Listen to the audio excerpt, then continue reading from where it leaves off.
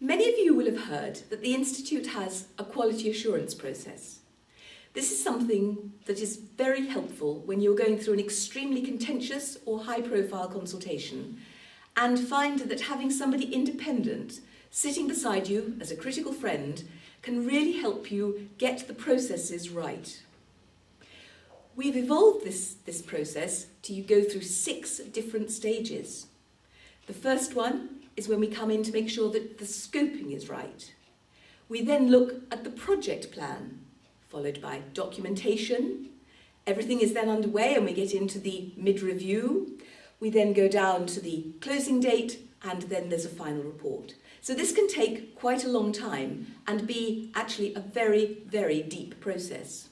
What we thought we would do in this video is just give you a little bit more of an insight into each of these stages. And I think, Elizabeth, you'd agree with me, we've had more problems on the very first one, the scoping stage, than anything else. Absolutely. And it's very often because, and people sometimes regret this greatly, they don't get us in early enough so we can really help them. Well, we say scoping. What we really mean is, can you precisely define exactly what it is that you're open to influence upon? In fact, consultations are all about influence. Now, when we say scoping, what's inside the scope of the consultation? What is outside? What is it that if people tell you, it's not going to make a blind bit of difference because it's not within scope? And after that, we come to the project plan. So, Rian, what do we expect to see in a good project plan? Well, I mean, we've seen project plans, haven't we, ranging from 5 pages to 200 pages.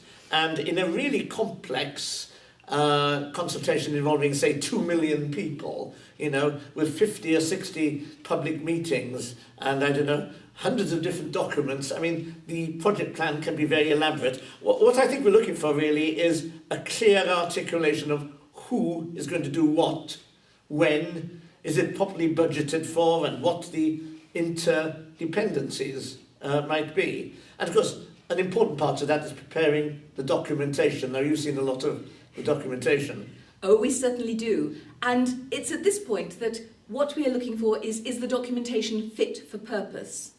We are not there to actually look at what's inside it, but we do know what a good survey looks like. We do know what a documentation for particular groups will be looking like, and that's what we'll be looking for.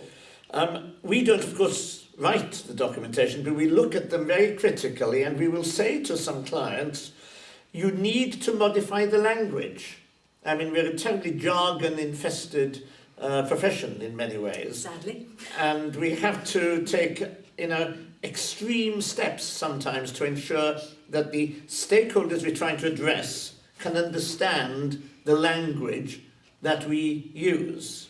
And of course, these days, we're not just looking at paper documents, we're looking to see what might be on the websites and using social media. So it actually can be quite a complicated thing when we have a look to see what documentation is being used. In the same way as we communicate by video today, increasingly consultors are using new technology and using video to elicit responses from the consultees.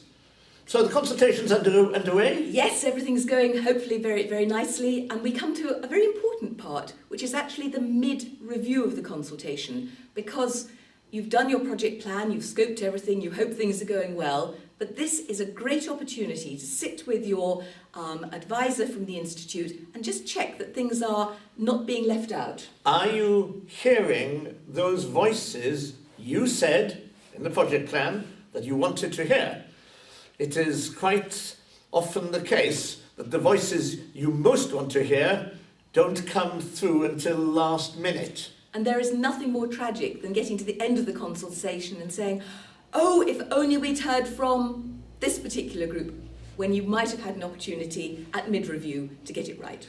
So the 5th stage is the final closing date, at which point you're kicking in to that part of the project plan that envisaged the data analysis. Now, you can have many, many thousands of responses. You will have needed to appoint a proper professional data analysis firm, probably to assemble the analysis and to publish it in the right way. And at the end of the whole thing, and this can sometimes be quite a long time afterwards, there's a final report.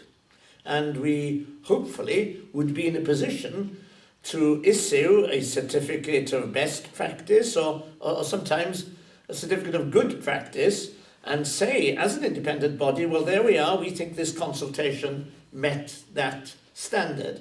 So this can take, 6 months? It can be. 7 yes. months?